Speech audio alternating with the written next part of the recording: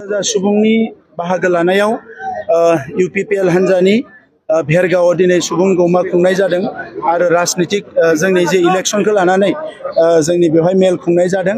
आङो बेवहाय बाहागो लाफैनाय रोजा रोजा जोंनि बिदा फंबाय बिब' बिनानाव बयनोबो साबायखर बावो।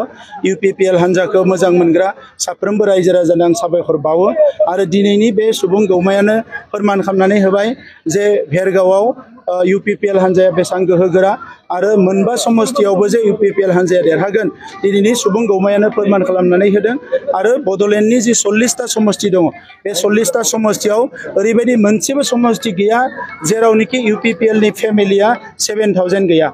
7000 फेमिलि थानाय माने 21000 भट मोननाय। दा नंखायनो फैगौ बिसायख'थियाव UPPL हान्जाया हारसिंनो सरकार दानो हानाय जखानि जोङो माने मासि मोनगोन आरो हारसिंनो सरकार दागोन। उदालगुरियाव जिथु हिंसायारि जाथाया बारम्बार सोमजिबाय थादों। आं बयखौबो खावलायो जे इलेक्शना एसे गणतान्त्रिक प्रक्रिया बेवहाय जाहाथे रावबो हिंसानि आश्रय लाया।